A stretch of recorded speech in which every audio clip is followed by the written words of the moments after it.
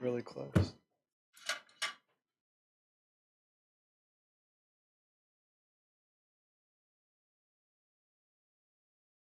All right, good evening. It looks like we are live streaming, so we're going to go ahead and get started this evening. My name is Rebecca Fincher, and I will serve as the chair of the Planning Commission this evening. I've asked Laura King to begin by calling the roll. Ray Williams is absent. Rebecca Fincher. Present. I am present. Alexander Bainey. Present. Adam Bell. Present. Letitia Sander-Jones. Present. Ethan Reed. Present. Drew Spurgers. Present. Greg West. And we do have a quorum present. Thank you, Laura. Our first item this evening is to review the minutes from the November 21st meeting.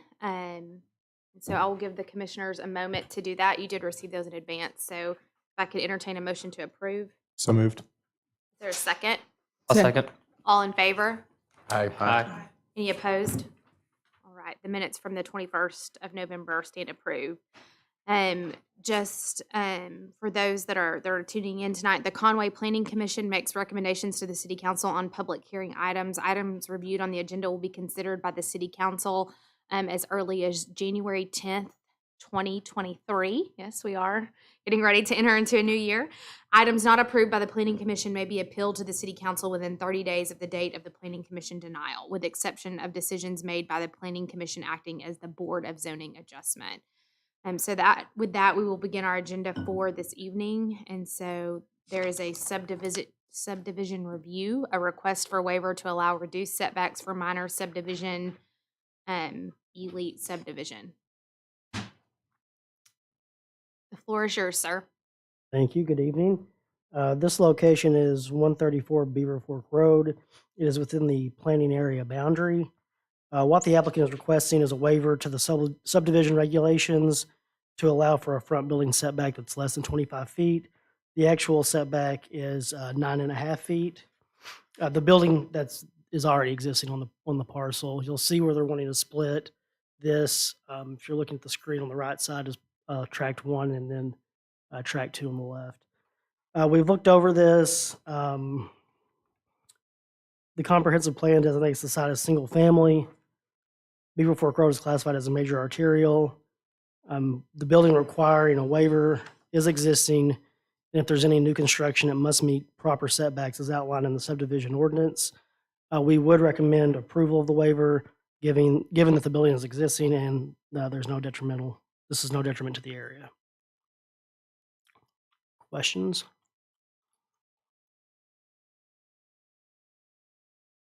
There are no questions. I'll bring this into commission. Any discussion? This item does require a majority vote, so I will entertain a motion for approval. Make a motion to approve. Second. Oh. Sorry, Tisha. Ethan got the motion, Drew got the second. We will keep score this evening. So all those in favor, please say aye. Aye. Any opposed? All right, that stands approved. We are going to now move into our public hearing items. For those of you who are present, we do have a fairly hefty agenda this evening. We have 9 items. Some of these items require 6 votes to pass. Some items require a majority vote of 4 votes to pass. I believe that's correct. And so with that, we will try to designate that before we bring those into commission just for the commissioners. So we will begin with our first item this evening. Right. Floor is Okay. yours. Yes. All right. So the first item this evening, or public hearing item, is a request to rezone about 10 acres from I3 to C3. The applicant is requesting the rezoning for the property. It is very close to the intersection of Dave Ward Drive and South German Lane. I3 is intensive industrial, and C3 is our standard all-inclusive commercial. The 10 acres represents a portion of a larger 17.5 acre parcel, but the remainder of that parcel is actually already zoned C3. The applicant is seeking to rezone to develop commercial uses, which would possibly include multi-tenant retail and office spaces, as well as dining and other similar establishments. The comprehensive plan does indicate the site is appropriate for general industry, and this site was part of the former IC bus property. However, the significant improvement of Dave Ward Drive to a 4-lane divided boulevard has shifted the development pattern of the area to more commercial and office uses. This corridor now serves as a major gateway into the city from the I-40 area. With the rezoning to C3 and the site fully developed, the traffic impact could be significant. However, the Dave Ward Drive Access Management Plan is in place to help manage this. The highest intensity use that's permitted by right in a C3 zone is a restaurant with a drive-through. And while this site can support multiple such establishments, the applicant has indicated the site will likely be developed with a mixture of uses, including office, retail, and dining.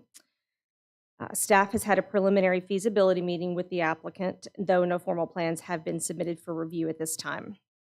Any development that does occur will be subject to the site development review process, and as I said, the Dave Ward Drive Access Management Plan will play a part in that. Staff does recommend approval of the request as it will allow for appropriate development at the site, given the change in the development pattern, and it will not likely negatively impact adjacent properties. Any questions?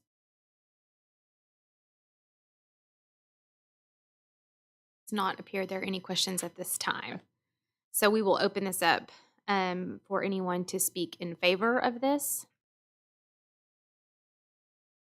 And I will say, just as you're making your way to the podium with 9 items this evening, as a reminder, the person to speak first in favor or against has 10 minutes, and every subsequent speaker has 3 minutes. And so they will keep the time over there. And so just as a reminder for this evening, if you are here with multiple people in your party, we ask that you please coordinate your message to us this evening.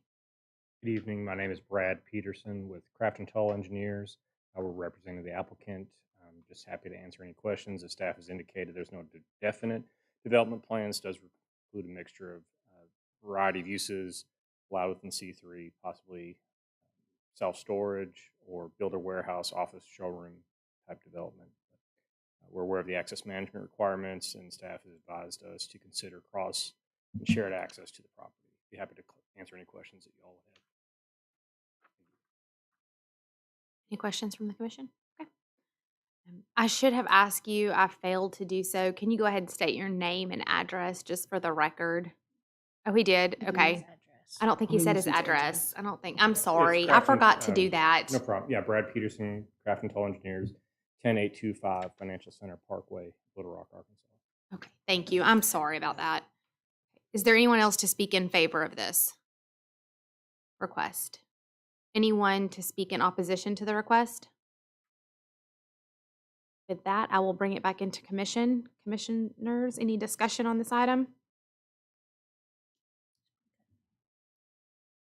I move to accept the staff recommendation to approve the basis that it will allow for appropriate development of the site in context with the changing development pattern of the surrounding area and will not negatively impact adjacent property, and I will love to see it not be an empty parking lot. Thank you, Drew. I'll second. Letitia gets the second tonight. All those in favor say aye. Aye. Any opposed? All right. With that, the motion passes, and we will move on to our next request this evening. The podium is yours, sir. Yes, ma'am. This is 3200 Dave Ward Drive. You heard last month for the rezoning to C2. The conditional use request is for an automobile service station in conjunction with the store that's going to be there. We looked at the projected traffic impact. It's anticipated that the proposed development could generate up to 3,970 vehicle trips per typical weekday. And that would be for both the grocery store and the fueling portion of it. We looked at current traffic counts. Currently, Dave Ward Drive in that area is 31,000. Salem Road, north of the Dave Ward Drive intersection, is 12,000. We also received comments relating to Sturman Road. I pulled traffic data on that, and it's roughly 830 average daily trips, which is pretty low for any residential street. The site is not within any FEMA flood zones. Utilities are available, and no street improvements are planned at this time. We've looked at this, and we would recommend approval with the following conditions. That plating of the property in accordance with the subdivision regulations shall be required prior to the issuance of building permits. Conditional uses limit to automobile service station as part of a food store development. Private drive access off Dave Ward Drive will be subject to an agreement between adjoining property owners. All proposed site improvements shall be subject to the development standards in accordance with Article 10 of the Conway zoning code, unless otherwise noted. Any new fencing shall comply with Article 10 development review standards of the zoning code. Fencing type and placement shall be approved by planning staff prior to installation. Any new lighting shall be inward, downcast, and shrouded to prevent light trespass onto adjacent properties and shall comply with Article 10.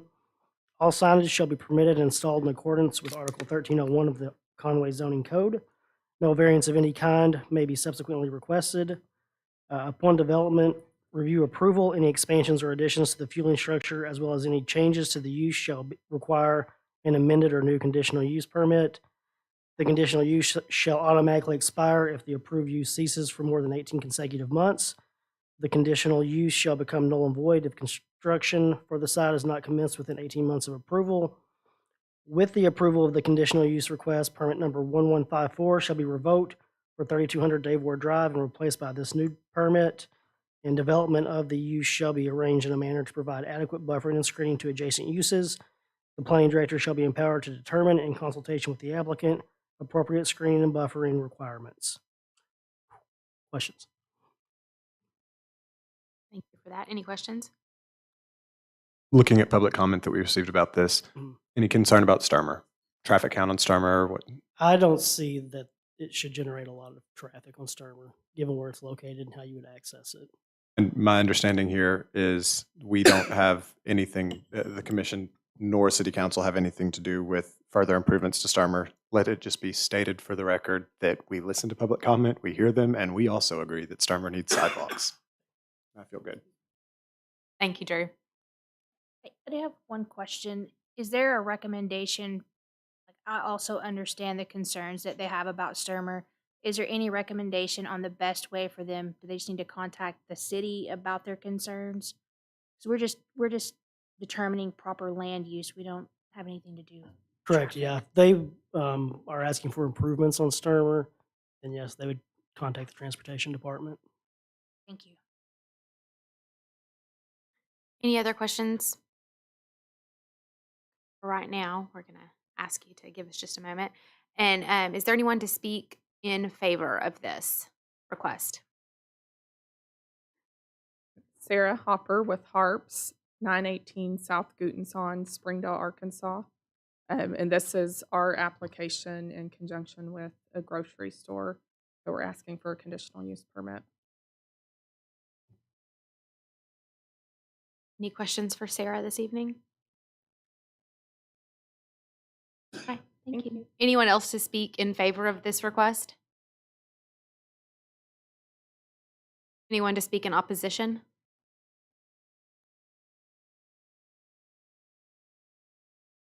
Okay, with that, we're going to bring it back into commission for discussion. Following up on the question, read everything we got from public comment, talked to residents in Pippin Post. The general consensus seems to be fine with this. They're just concerned about traffic on Sturmer. Speaking with one of our council members today who lives in that area, said that's not our deal. Like, we can't, that's not something the planning commission can be concerned about.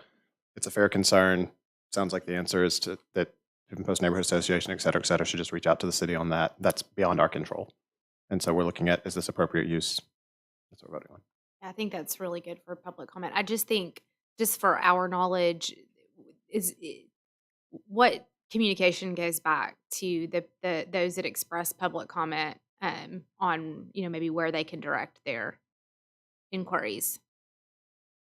Certainly, I think planning can the planning email can direct back to them and say, reach out to the transportation department.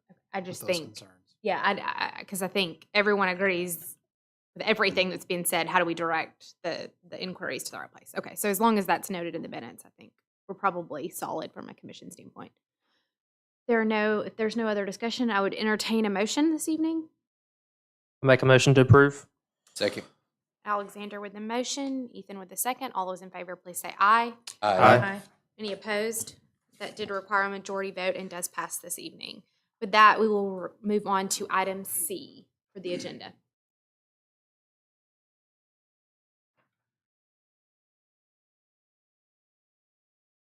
I just have to say, I'm so glad to finally, well, Sarah's walking off. I'm glad to finally know how to pronounce that street in Springdale because I wondered for 22 years and never had an answer. So, Sarah, better luck with the travel tonight. yes.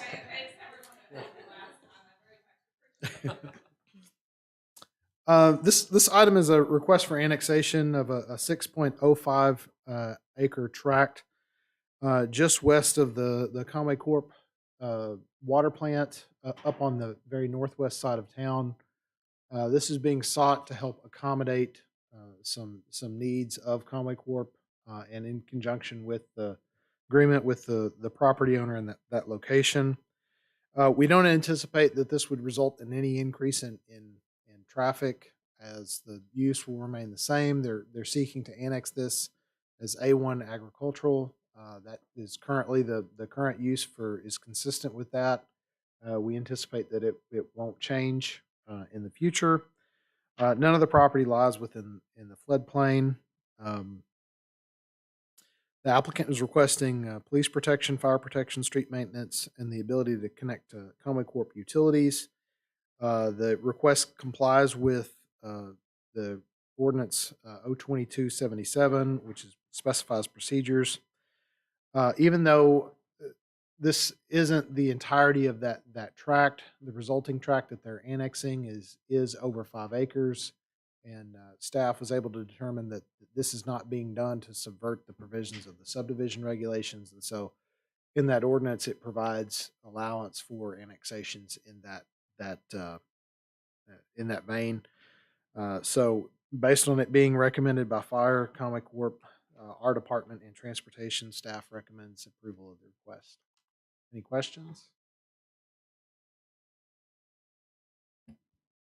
Thank you, James. Anyone to speak in favor of this request? I'm Luke Ferguson. I'm an attorney. I'm here on behalf of Mr. James Hendrickson, and his wife, Terry Hendrickson, is not with us, but I represent them in this matter. And I think that was a good summary. I don't think anyone will see changes in the short term. Conway Corp will, because they'll get to purchase some property from the Hendrickson family that they need for their expansion. But in terms of the remaining Hendrickson property, of which there's about 250 acres, there will be a well hopefully placed there on that annexed portion with Conway Corp water service, but it doesn't do anything to negatively impact the future potential of that property, which we think is very significant, being its location there by the creek and access to the river and everything. But it's just going to be continued agricultural use for now if approved. But I'll be happy to answer any questions anyone has. Can you state your address for the record, Sure, please? thank you for reminding me. 1201 Front Street in Conway, 72032. Thank you, sir. Also known as the building with the peacock mural painted on the side of it. You can find me there. There are no questions. Thank you. Anyone else to speak in favor of this request?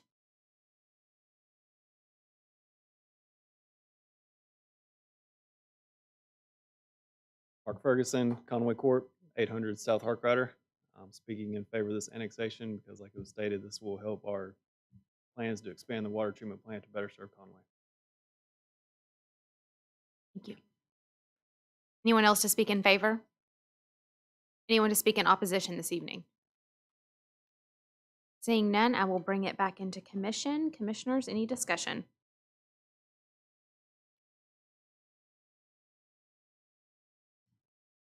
Before we take a vote, if you could just give them your address, that seems to be our. I forgot to ask. For Oh, that. it was 800 South. Oh, did he say? Yes, Okay. it- Sorry. Right. Between Laura and I, we'll get it right. Yeah. Teamwork here. We're gonna have to put a sign at next time. So, okay. With that, I will entertain a motion.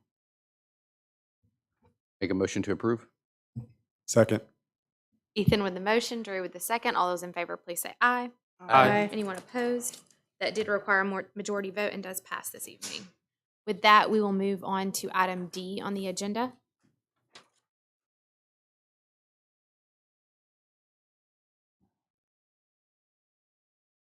Yes, ma'am. This is a request to rezone from O3 and R1 to O1. Is located at 2505 Prince Street and 963 Ferris Road. It's roughly 1.43 acres.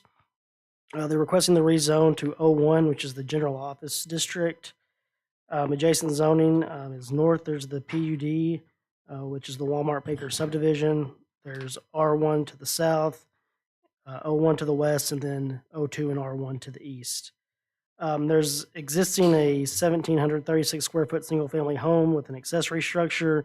These will be removed if the rezoning and the conditional use are approved. The projected traffic impact would be significant. With an O1 zoning, you could yield more than 1,000 vehicle trips per typical weekday. With their proposed use, which is a restaurant with a drive-through, we're looking at roughly 1,766 vehicle trips per typical weekday. The current traffic counts, Prince Street has 20,000 average daily trips. Ferris, south of the Prince Street intersection, has 7,600 average daily trips. The applicant is seeking the rezoning for the purposes of developing an eating place with drive-through service via conditional use permit, though other uses would be permitted by right in the requested zoning district. The property is surrounded by a mix of office, commercial, institutional, and residential developments with preliminary plans for future commercial growth along Prince. A rezoning to O1 is less intensive than rezoning to commercial and provides greater protection for neighboring properties. The zoning change is not consistent with the land use plan. However, street improvements along Prince Street over the past 10 plus years have allowed development to shift to more of an office and commercial focus. The next update of the land use plan should reflect this change to prospective growth. And we will require this to be platted in accordance with the subdivision regulations if passed. Based on our findings, we would recommend approval of the rezoning as it accommodates an appropriate use for the area and would not negatively impact adjacent properties. Any questions?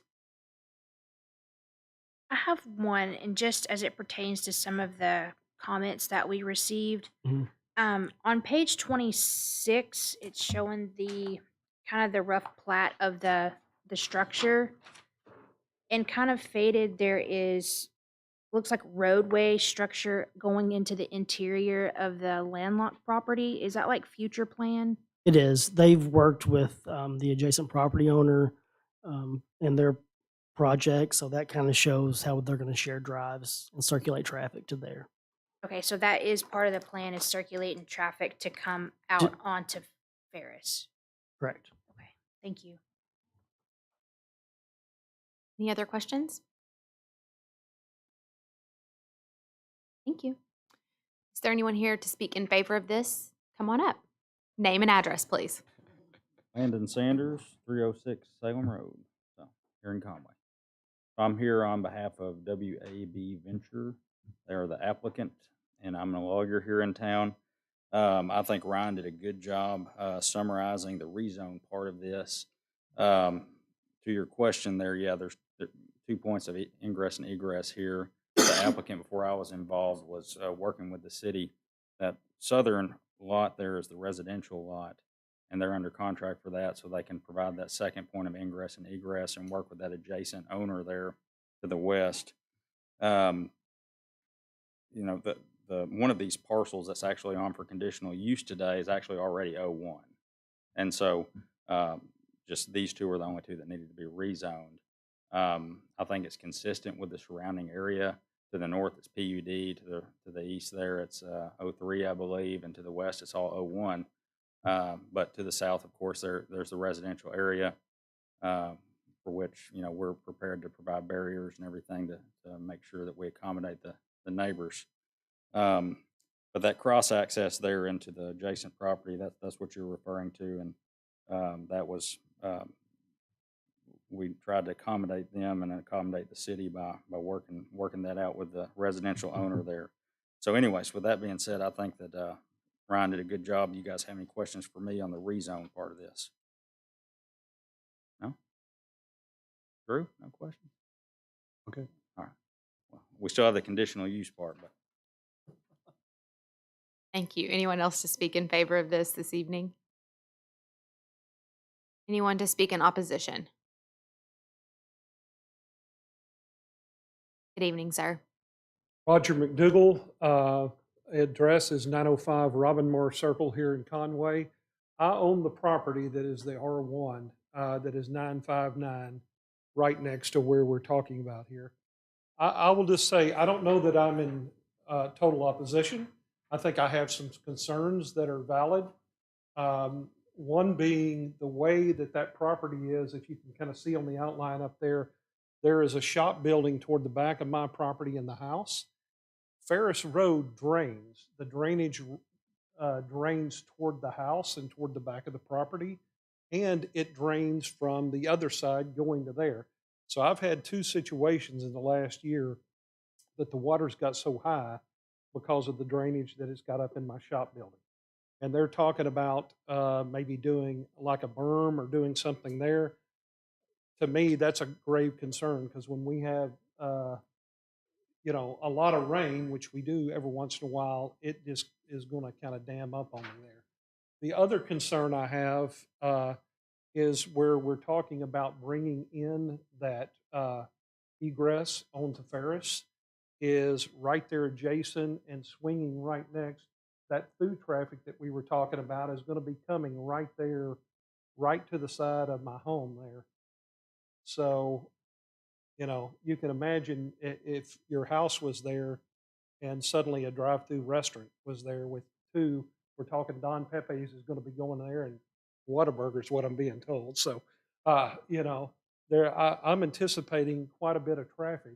It's already hard to get out of the driveway now just to get on Ferris. I sat there like 5-6 minutes the other night just waiting for, a gap to try to get out there. So I guess, I can just imagine, yeah, you can see my home is right there to the right of the bottom there. But just the traffic flow there, the noise and the light pollution coming in there is just, if there's ways that that can be addressed, but I'm just very concerned that I'm going from a very quiet home to I'm going to be, right there in the drive-through, very candidly. So,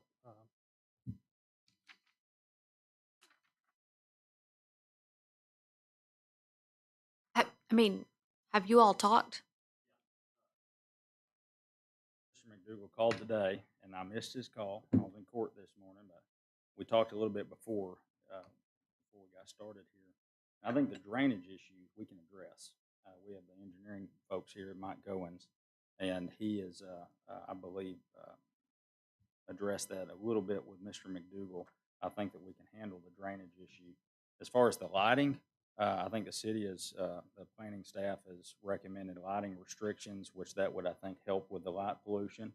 And as far as sound, this is a busy area. We got a Chick-fil-A to the north and a Walmart to the north.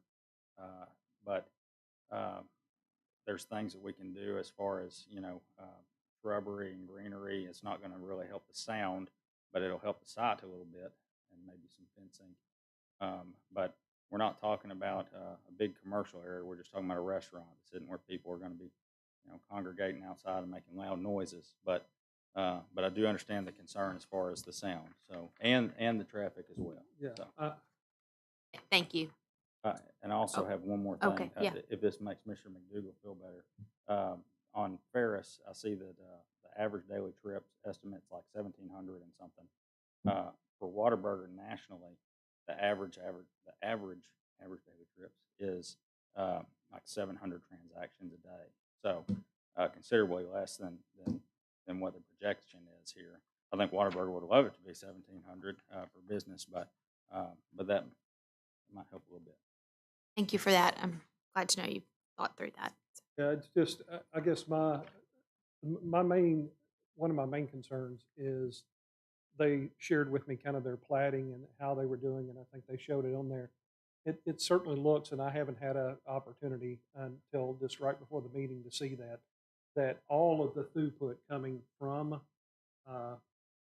Prince, through that into Ferris is going to be right there and be going, I mean, within a very close proximity to the house. So I appreciate you listening to my concerns. I think that's good. Any other questions from the commission? I do, but it's. We I'm may or sorry. may not need you to sit down just a moment, so. Well, it wasn't. Oh, it's not directed for to- him, okay. No, I was Sorry. just looking on the drawing. I drive through that area. I'm part of the 1,700 people in Me traffic. too. But Mhm. the sidewalk, is that going to continue down? I know that one house is going to be removed. Um, I was just kind of wondering, because I know children do go to the other establishment across the street. So I do understand what the gentleman is saying about the traffic, but just kind of wondering, even with walking traffic, Right, well, people sure, the high school's biking. right there, you know, Yeah. and we understand that, and the church is there and all that. If the city wants sidewalk to continue through there, I think that's something we can accommodate. And so, you know, Because I think right now, if I remember, I think it stops at a certain point. I Yeah, don't I know don't if you think- have a Stops sidewalk right in front. at my property line, and there is no sidewalk going down Ferris. So people are literally walking On that, through the bike. yards. You've got young children and everything Right. else that's walking up and down Mhm. through there in a very non-protected area, in my opinion. Which James, he'll have to go through building and development review, which the city would require sidewalks on all new For new development. construction, sidewalk requirements are required to be extended to the property line.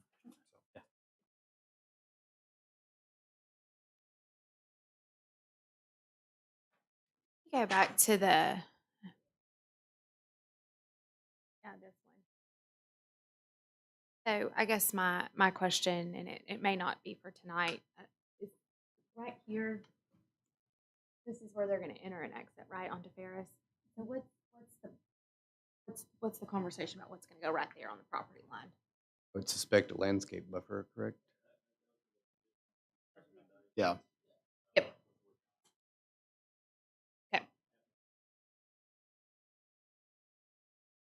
Anyone else to speak in opposition of that this evening, this request? To bring this into commission for discussion.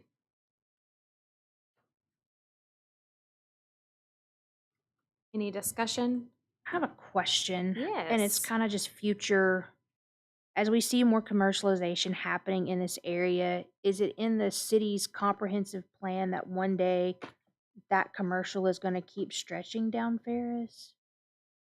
I wouldn't anticipate that it would stretch down Ferris. I would anticipate that it would probably find a kind of a nodal stopping point, and transition down in intensity, more than likely, because there's a lot of strongly established residential. But you notice on the east side, you've got sort of the clinic and the strip center on the east, and I think that's a church Yeah, there's a immediately church, yeah. opposite. Mhm. And so there's already some level of step down. So I would imagine, in anticipation that the property to the south and then the next property that's adjacent to that, those more than likely could tie into property to the west in future for some type of development or some type of more intense use. Right. And the only reason Most likely. I'm asking that is because it is kind of odd to have a drive-through kind of pouring into what seems like more residential type area, but it also makes sense if that is potentially could develop further. So, thank you. It hit Adamsburg, yeah. And then strongly established residential areas Right, past that. but I think the question we always have to look at here, I mean, and obviously this is Ferris, not Prince, but the massive, massive, massive infrastructure investment we made in Prince Street Yeah. to accommodate commercial like this. Yeah. The totally hearing the concern about, I don't know how to make this relevant right now. I mean, totally hearing the concern of the gentleman that lives right there. Noticing on the conditional use, there's an additional 20-foot landscape buffer there. So that is leaving some space that should help with noise pollution, et cetera, et cetera. I realize that's the next item, but relevant here, right? It is, yes. That's consistent with the conditional use requirements that we've had on additional were you thinking, properties Adam? to the west. I'm just saying, like, I don't see the issue with the rezone to R1, and the next item is where all this is most relevant. So I think I'm, that's fair. Yeah. I'm good with, there's no other discussion. I'll make the motion to approve the recommendation for the rezone to O1, and we can continue the combo next item. I'll second that. Thank you, Adam. Second by Alexander. This does require 6 votes. All those in favor, please say aye. Aye. Any opposed? With that, the motion passes. And so we will move on to item E, which requires a majority vote this evening, which is the conditional use permit. Yes, excuse me. This is the follow-up conditional use permit request. The location is 2505 and 2515 Prince Street and 963 Ferris. We've been through everything. One thing I will say that trips will be distributed onto Ferris Road via standard driveway, allowing both ingress and egress. And Prince Street will have a right-in, right-out only driveway design. We've reviewed this. Sorry, can you restate that? Yes, on Ferris, you'll have both ingress and egress. But on Prince Street, it'll be a right in, right out only. So if you look up here, Because it's divided right there. Yeah. right, because of the divided highway. So you will not be making a left turn. Understood. Okay. Well, you better not make a left turn out of there Yeah. because I'm part of the Try. 1,700 cars as well. We've looked at this. We would recommend approval of the conditional use with the following conditions. Plating of the property in accordance with the subdivision regulations shall be required prior to the issuance of building permits. Conditional use is limited to an eating place with drive-through service. Lobby hours of operation shall be 6 a.m. to 11 p.m. Drive-through hours of operation shall be 6 a.m. to 1 a.m. They will be requesting 24-hour drive-through service at this location. So if you need to amend that, you're free to. A perimeter landscape strip of at least 20 feet in width shall be provided along all property lines adjoining any residential area. Landscaping abutting residential areas should consist of trees, bushes, etc., of evergreen species to provide additional buffering, screening to the neighboring residents.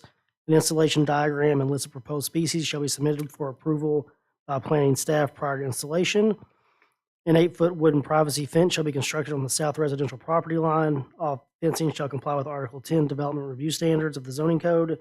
Fencing placement shall be approved by planning staff prior to installation.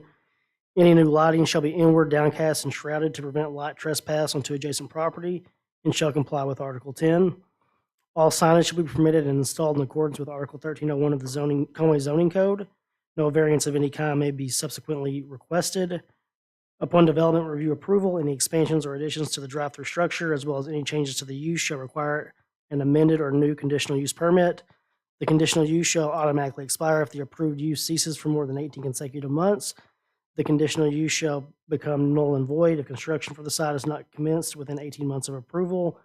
And with the approval of this conditional use request, permit number 1364 and any additional prior conditional use permits shall be revoked for 2505 Prince Street, 2515 Prince Street, and 963 Ferris Road and replaced by this new permit. Thank you, Brian. Any questions? So question about the 24-hour request. I mean, is that the only way that they are willing to do this? And staff had a recommendation of what? That's a question for them. What we based ours on was the neighborhood market across the street. They were required to use those hours. Okay. So that's where we came up with our hours for that. Understanding procedurally, so we're looking at a conditional use permit with those hours. If they wanted to do 24 hours, would they have to come back and apply for what happens? An additional? Yeah, they would have to come back and ask. So it For- would, at that for point, amended conditional use. that would be an permit. amended cut. Okay. Any other questions?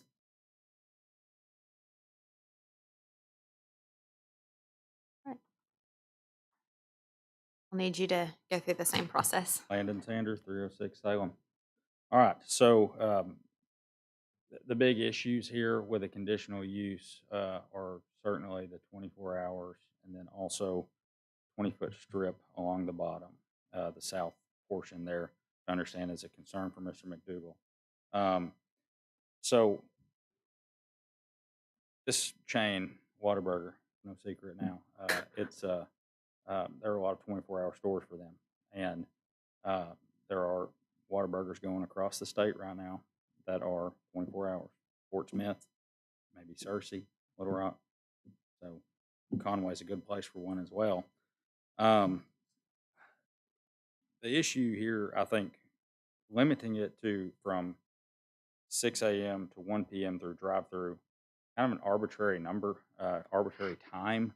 Walmart, it's my understanding, did ask for 24 hours for the neighborhood market, and that it was limited to 6 a.m. to 11 p.m. or something like that. But Walmart is a completely different animal than this. Walmart's a big box store, heavily commercial, probably more average daily trips, lots more noise, lots more light. This is a restaurant with a drive-through. The lobby would be closed at 11, and you would just have vehicle traffic.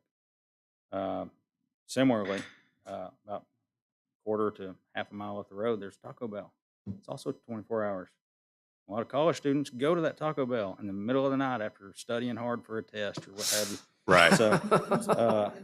So, and this is close in proximity to UCA, not far from Hendricks. So, it's a good location for that. But to your question as to whether that's a deal breaker, from my conversations with the folks that are in contract with the Whataburger, it is a serious concern, a serious challenge that may not be overcame if we don't get 24 hours.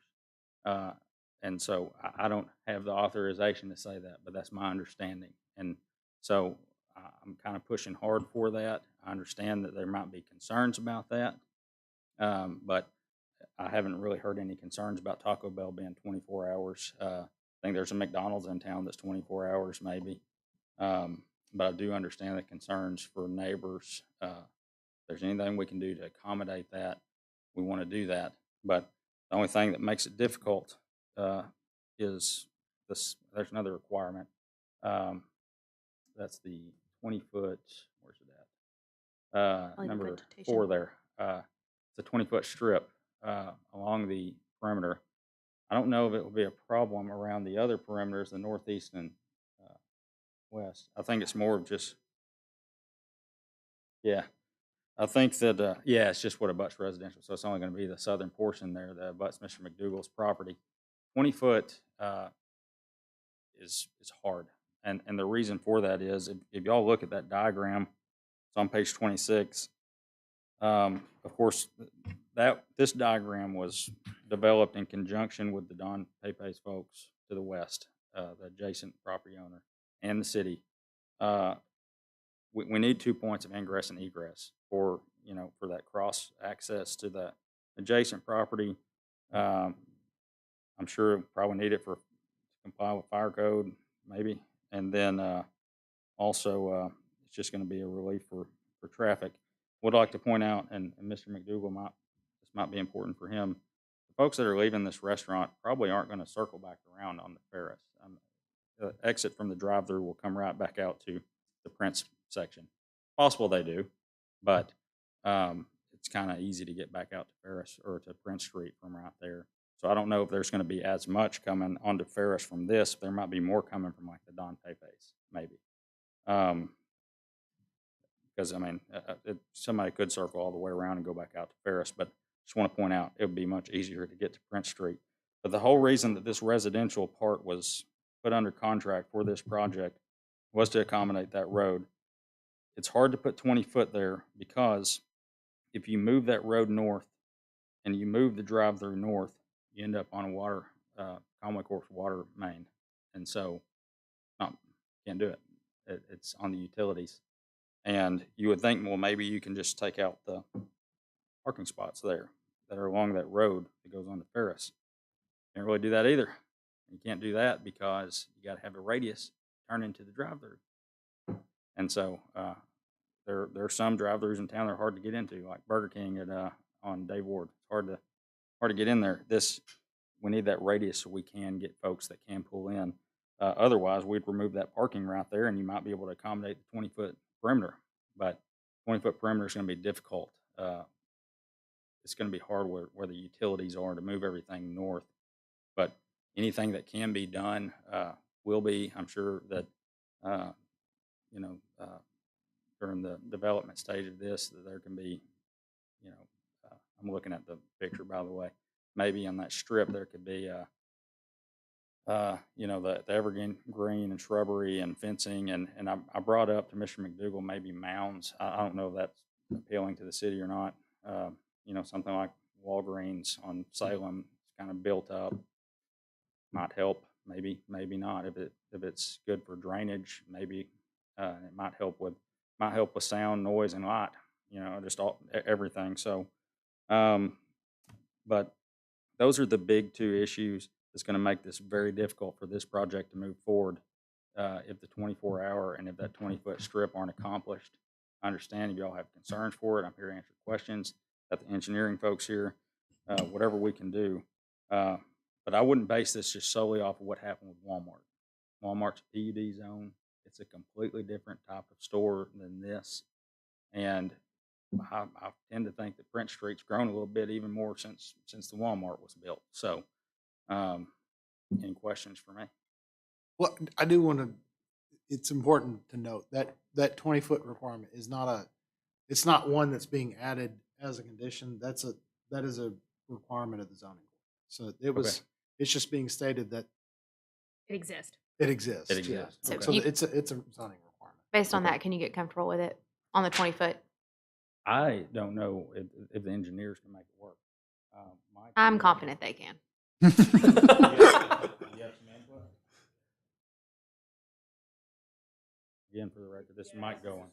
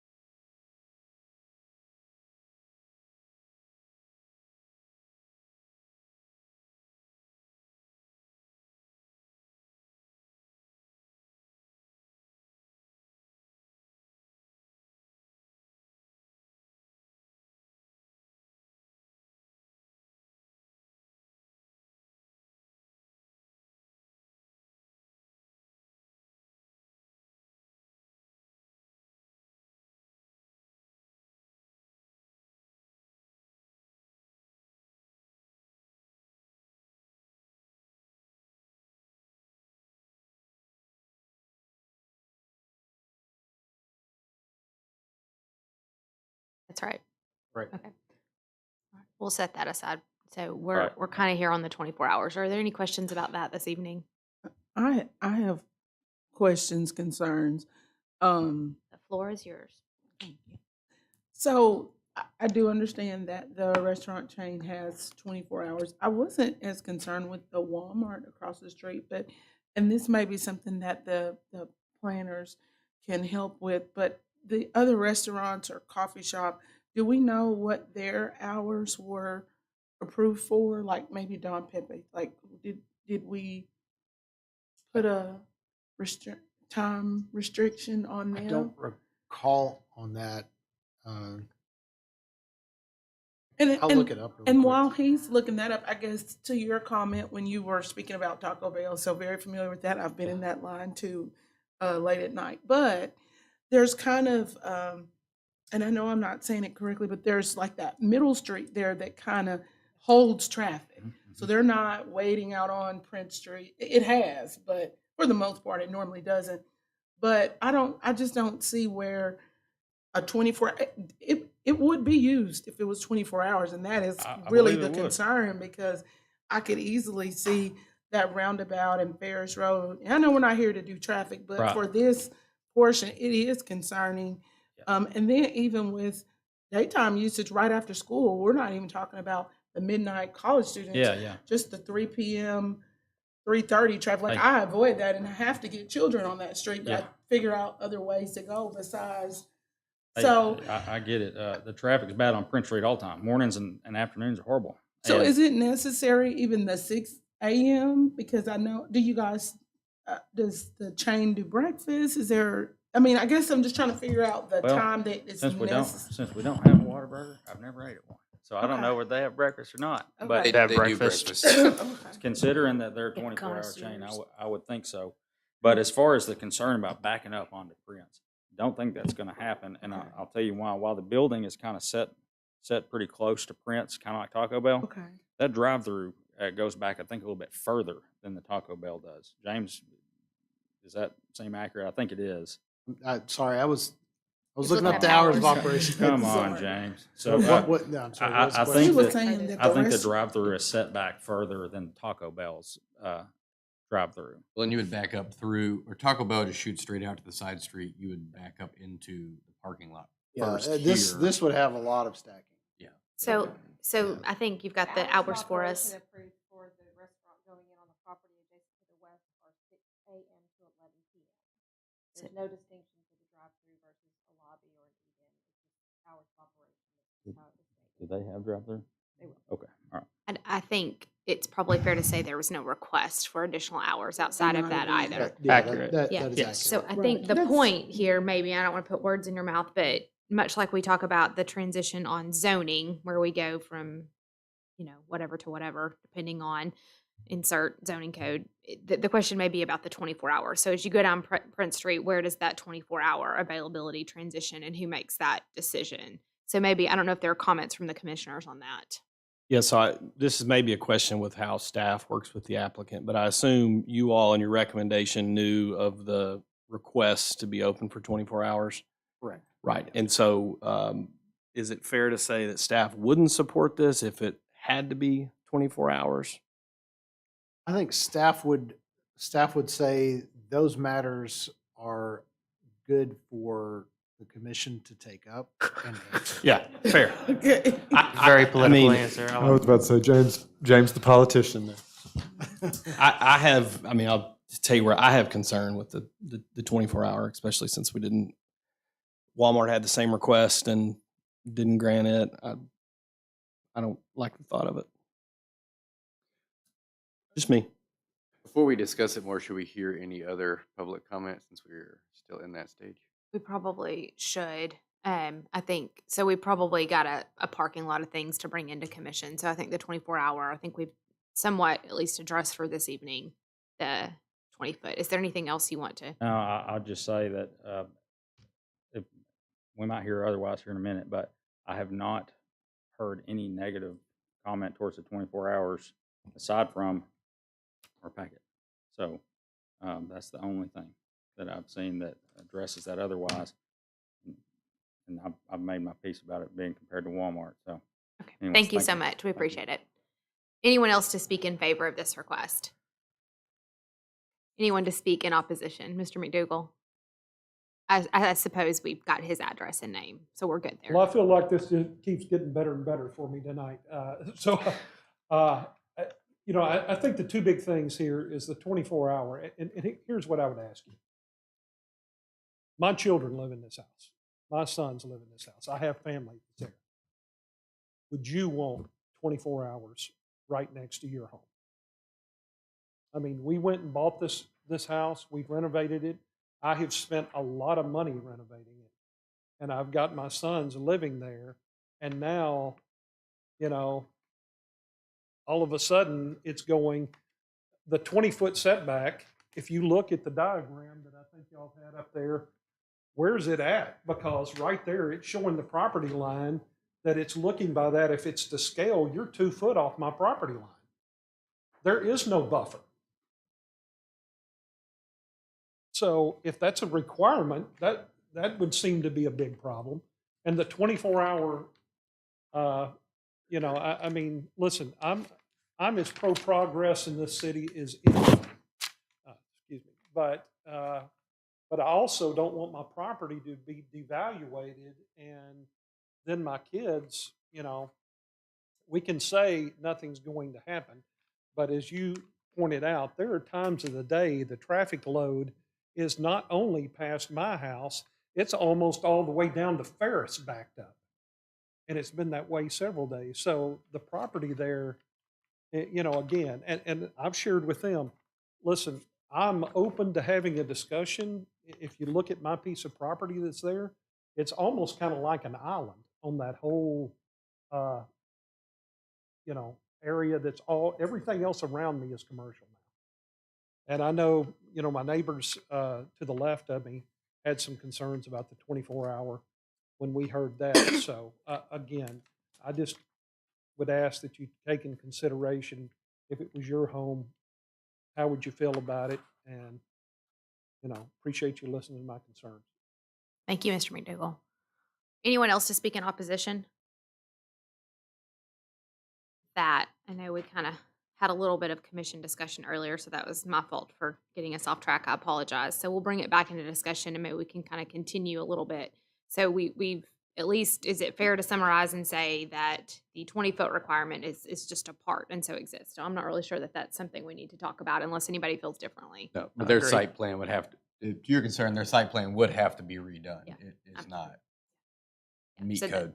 So it'll just, okay, so we all agree on that. So I think really where we're at is the request for the conditional use, and then as part of that, the 24-hour potential that is not in the recommendations. Is that fair? Yes. And So question, would they have to come back in front of the Yes. commission if the timing was changed? that's what James said, was they'd have, you're asking if we change the timing now, if they would have to come back? We can change it No. now. Oh, we can before change approve it. But he said that Yes. he can't speak for the applicant or for the Developer. developer. Well, so I think what's in front of us tonight is there is no 24-hour. We have the opportunity to change that and pass it, or we can pass it as is, or we can fail it as is. We can also table it and send it back if we want. So those are our 4 options. And to be clear, James, the timing that we're seeing here didn't come from them. This is staff recommendation. Correct. And they want 24 hours, but the hours that we've put here are at staff recommendation to model what else is in the area. Correct. Understood. So if we approve as is and they want 24 hours, what would they need to do? What would be the next step? that would be something that they would need to discuss with council if it passed this body. They wouldn't come back here for that for 24 hours. Let's say they're going through this current approval process and the go or no go decision is 24 hours. If you all pass it with 24 hours and it goes to council 24 hours, great. If you all pass it with As it is. with conditioned and they have to have 24 hours, then they would have to get that condition kind of stricken when it passes council. Give clarification. Yes, thank you. All right. Well, let me just state where I am on it. I'm okay with how it's written here. I would even maybe, I think the lobby is okay. And even could give the drive-through maybe another hour or so. But I'm okay with how it's written here. If the council can override that, I would be okay with that. But I would like to at least see if the council would support what's written as is. I appreciate you sharing your perspective. I think that's fair. Anyone else? I think it's a fair compromise. I mean, it is neighboring homes. Taco Bell is not down the street around the roundabout. It's more commercial. There's office spaces behind it. So I feel like it's a fair compromise. What's recommended? I agree. I think there's a difference from where Taco Bell sits to where this is being proposed to sit. And I mean, while I definitely understand Mr. McDougall's concern, I mean, I think the area in general is more residential than the dead end that Taco Bell sits on. So I'm definitely against 24 hours. Any other discussion at this point? Before I entertain a motion, I will just remind the commission it requires a majority vote, so it needs 4 in favor to pass. If there's no other discussion, I will entertain a motion. I'll make a motion to approve the staff recommendations. Second. Alexander made the motion. Letitia made the second. All in favor say aye. Aye. Any opposed? All right. So with that, item E passes as was recommended this evening by the planning department. We will move on. We're about halfway through. Is everybody good? Does anybody need a little stretch break? Giddy up. Okay. What? Okay. Just thought I would ask. Keep it rolling. Keep it rolling. Okay, we're on to item F. So our next 4 items all require 6 votes to pass, just so we have taken care of that.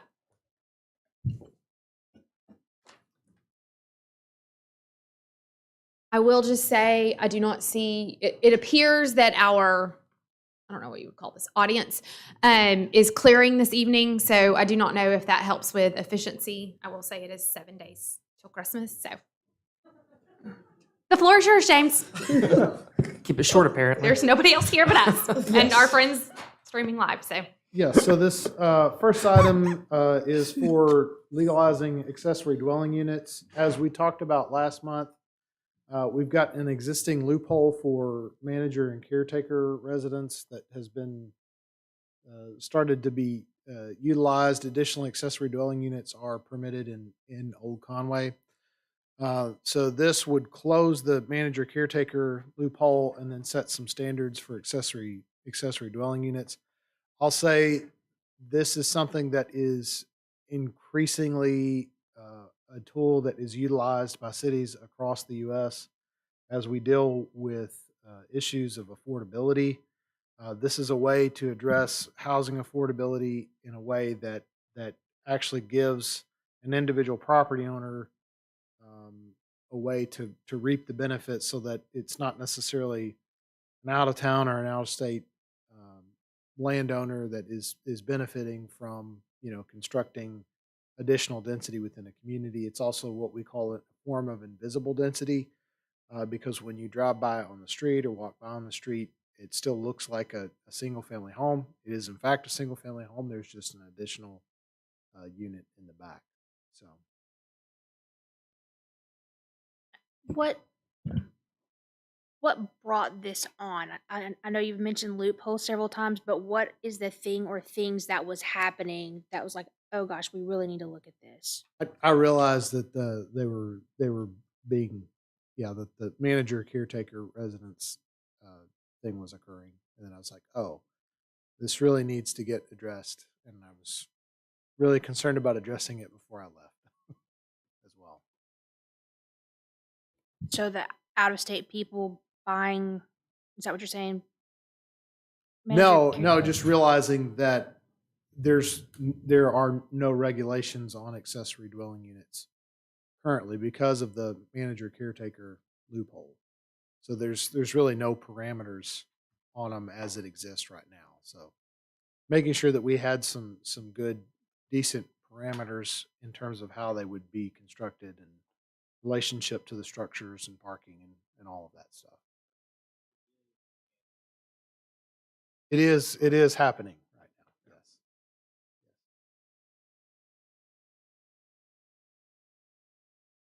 Is this, are we just wanting to do a vote, or are we having discussion around like the different items? I know some of us are in a hurry. oh, I didn't mean that. No, I'm just, I didn't mean that. I mean, it's a serious, I have questions, but I don't know if like you're just wanting to vote or if this is like Good discussion questions. about like, No, I think What's that's a happening? fair question. Like, so you've noticed a loophole. Like, what process, right, does this need to go through? Does this need, is there an urgent need that it is voted on tonight? Is it something that, do we need to get additional input? Do we need to ask questions? Like, I think that's the good, I think that's That's right. entirely up to y'all. I brought it last month, and then Yeah. we, based on that, we set a public hearing for this. So, but it's entirely up to y'all how you want to handle it. I'd say go ahead and ask whatever questions you have. okay. Just some of the things that are in here feel like it could cause financial burden on some, not everybody makes the same amount of money. And a lot of times, a lot of the people that need that caretaker are not people that are well off to be able to build things that look just like the house they have and pave driveways and that kind of thing. So I think my question is, why are those things in there? And then I also had a concern about item B under the standards for maximum occupancy. What if that family had a child and it's limited to one bedroom? What if it needed to be larger? Yeah, this is just intended to be a single bedroom unit. So would they apply for a variance? Like, what would that look like? No, I mean, it would, essentially, they would have these standards would exist. I guess you could potentially apply for a variance for that. But you're not looking to use them as, but from my understanding, they're not looking to be used as multifamily or, really so much for the sake of additional I don't know the way to say this, not so much, we're not looking to cram more bodies on a plat. We're looking for private space for a caregiver, et cetera, et cetera. I wouldn't necessarily say it's just limited to a caregiver. I think if an individual wants to have a caregiver, that I think typically can be fairly easily accommodated within an existing structure. What this is really intending to do is to allow a second family in a one bedroom unit to be a unit to be built sort of in the back of a existing single family lot. That's what this is addressed for. So when we say the manager caretaker residence, what the existing loophole, how that's really been utilized are on very large lot for houses that are 4,000 square feet. So when I say caretaker, that's meant to be a caretaker of the estate, not necessarily a caretaker of an individual. That's not how Because we've seen it should be replatted, split, and that house built if they were trying to build a 4,000 square foot house. But now they're just doing it without having to replat the property. It's been utilized for pool houses. Yeah. Primarily. Did you have a comment? No, I was just trying to think through Laura's question. So, but I was thinking caretaker as in maybe a person taking care of an elderly person. So maybe the parents or grandparents were in a home, and then what I was thinking through the one bedroom, like you said, maybe it was either a single mom, single dad, but they may have a child of the opposite sex, so they may have to. But I was thinking caretaker as in literally caretaking for a person, not of the estate. So yes. So what the I think what the original intent of, and the problem is in the existing definition of manager caretaker. It's basically anybody that takes care of something, right? That was intended to be for is for for a multifamily where you have somebody that takes care of that development, or if you have something like a mini storage, you have somebody that lives on site that they are then also man the office. That was the original intent when this was written back in 80s or 90s of why that provision was in there. And so this is really meant to set some parameters based around the idea of accessory dwelling units. Because Full houses. Yeah, because the definition is so broad, it basically just allows 2 units to be built on any lot currently. And so there's no real parameters. It's totally aside from the idea of caretaking in a house or caring for ailing individuals or anything along those lines. And these parameters are used in other cities across the country, correct? Yes. Yeah. These are somewhat common. I would say this is dipping the toe into that idea. Fayetteville started with some very restrictive regulations, and then as they've gone along, felt like they worked well. They've started to strip back some of those regulations, and it's nationally. This is largely about the issue of affordability, about housing affordability, and providing a range of different types of units, because for a lot of folks, one bedroom it's gonna provide more supply within essentially the market, which then helps decrease prices. It's good discussion. Are there any other questions? I'm good. Any other questions, Laura? Good. Okay. Anything else, James, you'd like to add? Get a vote? Yeah. You need a motion to. For public comment, right? We have to ask if anybody's here. I think we do need to do that. Is there anyone? Mr. Knight? Is there anyone to speak in favor? Okay. Anyone to speak in favor of this? Anyone to speak in opposition? I do not recall us receiving any public comment on this either. So with that, I'm going to bring it into commission, and I'll entertain a motion unless there is additional discussion. Make a motion to approve. Second. Alexander with the motion, Ethan with the second. All those in favor say aye. Aye. Any opposed? No. And so that needed, I will vote in favor of that. So that needs 6 votes and it will pass this evening. So with that, we are moving on to item G. Can you tell me who the second was on that again? Ethan. Alexander with the motion. Got it. Ethan. Lauren, are you taking minutes? Okay. Thank you. Thank you. Thank you. And then, so with that, we will move on to item G. So James, the floor is yours. So you all have the nice recodified zoning code with you. As part of that, Kyle did a lot of amazing work, which you don't see Kyle very often, but he did a lot of amazing work on that. Part of it was reading through it and saw this provision in there. And I said, "My Lord, we've never followed that in 40 years."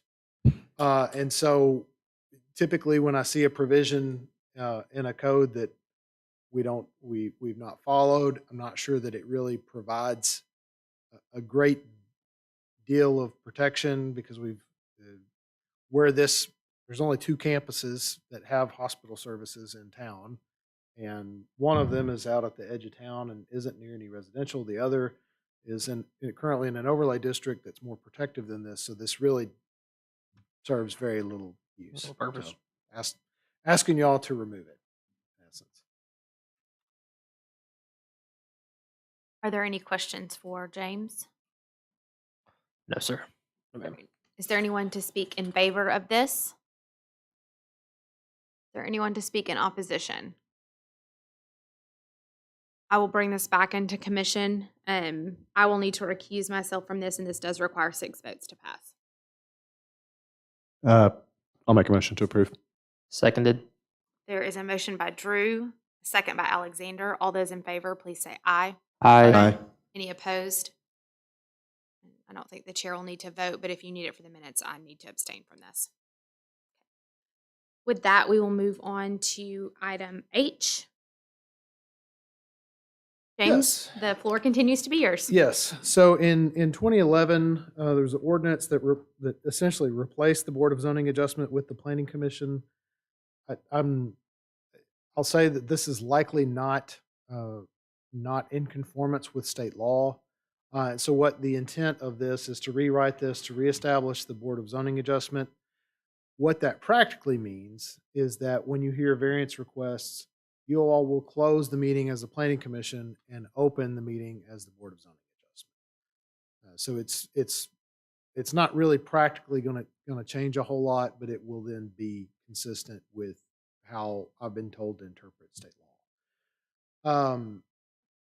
Additionally, it provides some additional standards on approval of variances, provides a little bit more in terms of the administrative review appeal process. Currently, it's 10 days. It would extend that appeal window to 30 days to be consistent with all of our other appeal windows.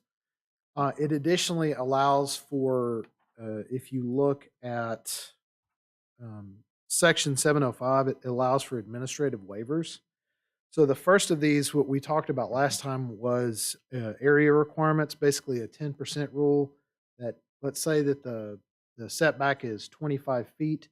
If it's within 2.5 feet, because that would be 10%, staff can sign off on it and say that, yeah, that's fine. What we have happen in those instances, sometimes somebody might be off a little bit in their measurement, and we've had variances that have been necessary for 0.3 of a foot. And it seems a little ridiculous, but when you get the banks and the lending companies involved, they like to be very precise. And so that generates a lot of those sometimes. Additionally, 7052 deals with existing structures. So a lot of the variances that you all have heard this year have related to they're bringing this in. They're wanting to split up the lot, but the existing structure has a 15-foot setback. The requirement is a 20-foot setback. This would allow us to go ahead and sign off on it. It just says, yeah, the existing structure doesn't meet the requirements. If it's ever torn down, they will have to meet the requirements, but we're able to sign off on that plat. So the one tonight would not have come to us. The one that we heard tonight. correct. Yeah, it would have been administrative. instance. So Entire thing or just that portion? That was it. Because they were splitting the lot in half. It's the very first one we did. Oh, yeah, that's and right. The house Yeah. had the most of it. Yep, you're right. it would get rid of most of the variances. Yeah. And that's something my old mentor, he always said, if you've got variances that you approve over and over and over again, just change the regulations. Yeah. So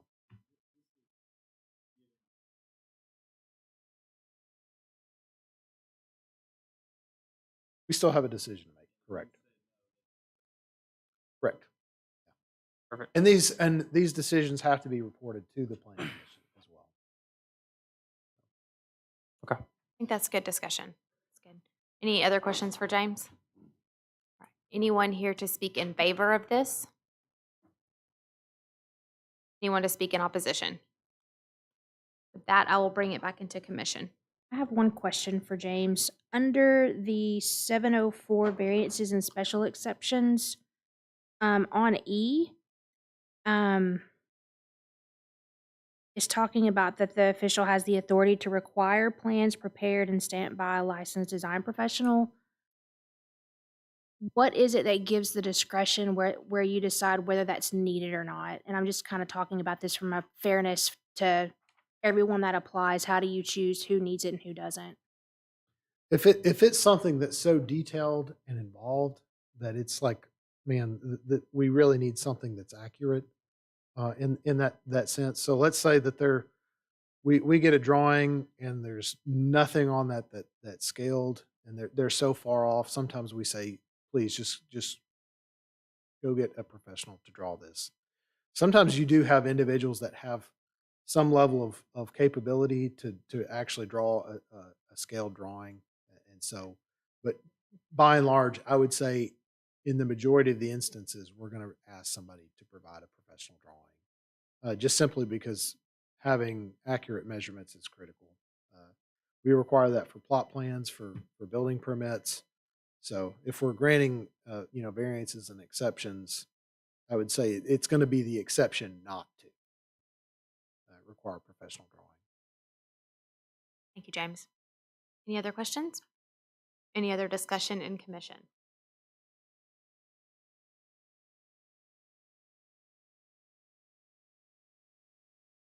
I'll make a motion to approve.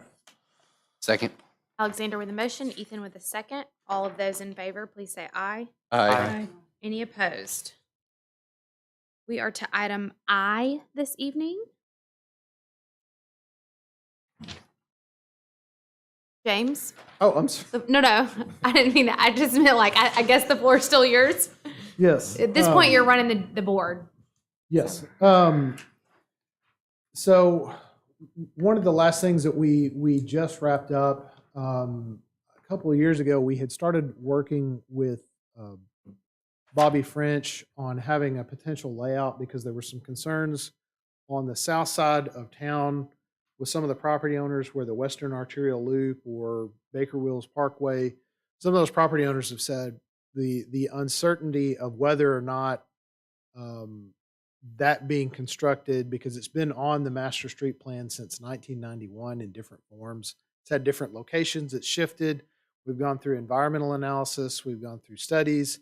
And I think largely the intent has been to have that constructed via federal funds. Well, in 30, 40 years, it's not occurred. It's not happened.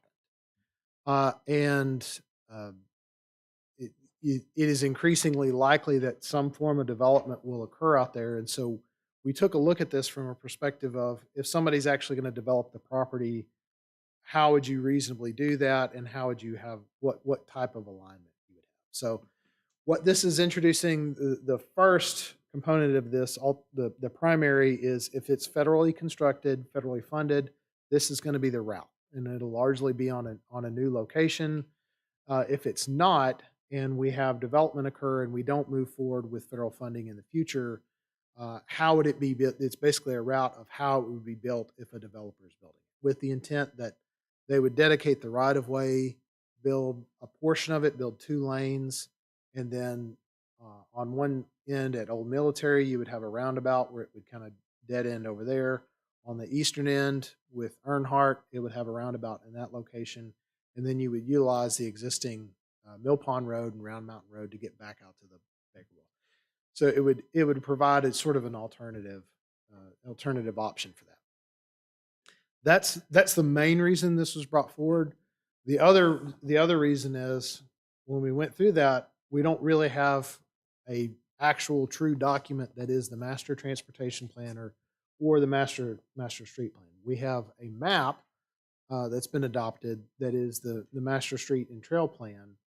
And so a lot of this was putting that together, putting our complete street policy in there, adding some policies referencing the existing street cross sections details, adopting the master pedestrian plan as sort of by reference as part of this, the master bike plan as reference of this, so that it becomes a real usable document that can be fleshed out in the future.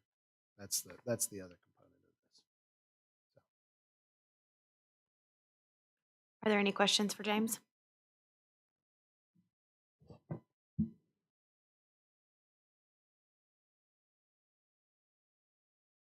It was not. No, I realized I was leaving and knew that we needed to get this addressed as soon as possible.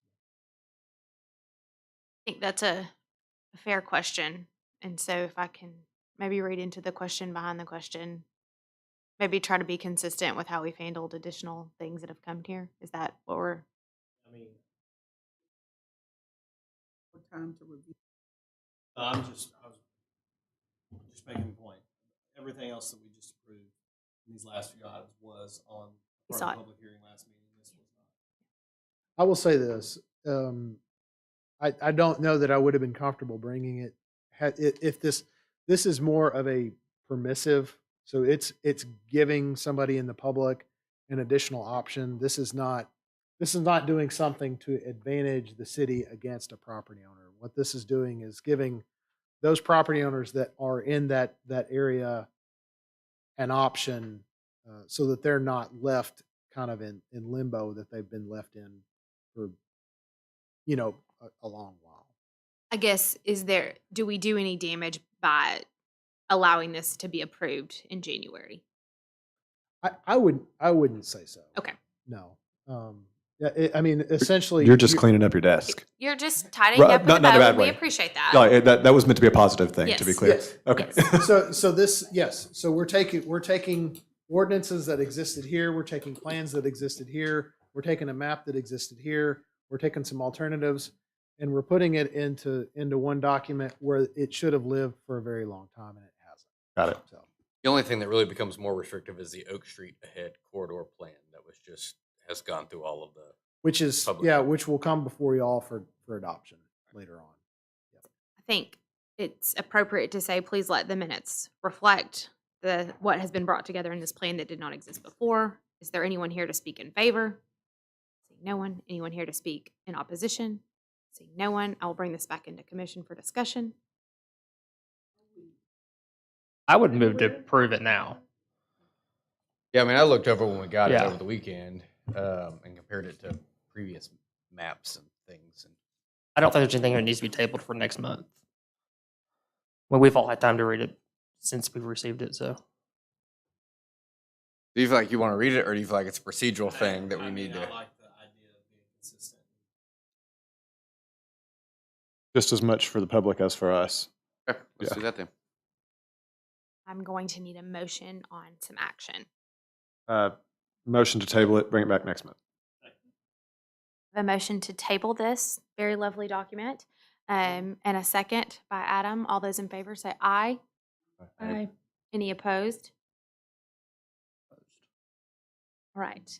So we will table this item. I'm sorry, my computer has gone to sleep here. Let me get stuff pulled back up. I think that takes us to, Training day. yeah, my agenda closed when my computer went. Can I get somebody's? This is why you should always rely on your paper document. Thank Rebecca. you. Yeah. Oh, I'm sorry. I did not hear that. You're So good. there were, then I will vote yes to table. I'm sorry. I apologize. To get your 6 votes, yes, to table. I apologize, Alexander. I can't hear so well sometimes. Okay, so that concludes the public hearing portion of tonight's meeting. That takes us to announcements and additional business. And so it seems like we need to set a planning commissioner training date. Is the ask that we set this date? Is the department there's- going to tell us when? What do you guys want to do? Is it January 12th? 5th of the 12th. I vote the 12th. Okay, well, we're going to take a vote, like an actual vote. So we Wow. have Thursday, January 5th, and Thursday, January 12th. So if you have not had a chance to look at your calendar, I'll give you just like 20 seconds to do that real quick. And if we have no conflict on either, can we vote? No, you can vote for one. You cannot vote for both, Ethan. This is not a How do I participation mess this trophy up? thing. You get to vote for one. Okay. All right, so all those in favor of the 5th, please raise your hand. Okay. What were we voting? The 5th. I'm sorry. I interrupted. You two are gonna, yeah, come on. Sure. We're voting for the 5th or the 12th. We're voting for the 5th first. So we have one vote for the 5th. I'll vote with him. Okay, there's two for the 5th. Anyone for the 12th? Okay, either. Okay, so there were four votes for the 12th and two for the 5th. So we're gonna go with January 12th. Does the team know who's gonna do this training? Okay. Oh, okay. Oh, they're Maybe. Maybe. Okay, so to be determined, and I'm sure we will receive additional information via email.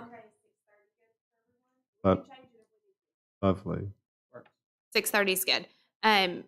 We will see information on this, if this is going to be in person or if there is like a team or a Zoom link available for that, right? Okay. Okay, awesome. Does that round out that? Okay, just to, while not on the agenda, do we know our new commissioners? There are two. One, you saw earlier, Mark Ferguson, and then Conway Corp, and then Jensen Tilke.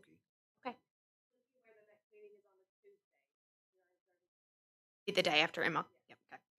Okay. So that is Tuesday, January then 17th. What? 17th. Okay, and we will let our two new commissioners know. And so that kind of brings us to the point where we want to recognize our outgoing commissioners. So Ray and Greg, this would be their last meeting. So we want to recognize both of them for their service.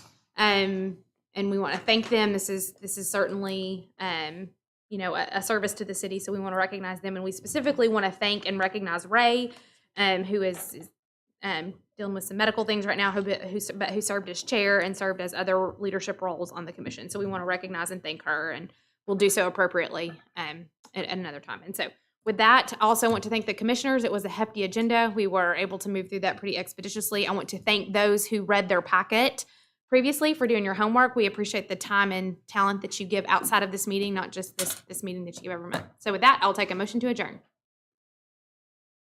We also want to thank you. Oh, I'm just counting on him Thanks. being here next month. So the way it's going, I think he's just going to be here. We'll Is see. this your last meeting? It possibly. We'll see. I am. Yeah. So I'm If not, you just. I'm helping out until we get a replacement. Okay, so always political answers. I love it. we'll Maybe thank you, maybe not. maybe thank you, maybe not. We'll have Yeah, maybe. Yeah. if you're here next month, we'll have a speech for you. If not, we'll mail it to you. How about Yeah, that? that Does sounds work? good. Does that work out That good, sounds James? excellent. Okay. Yeah. With that, I will entertain a motion. Motion to dismiss, adjourn, whatever. All those in favor? Aye. With that, we are adjourned for the evening. Thank you.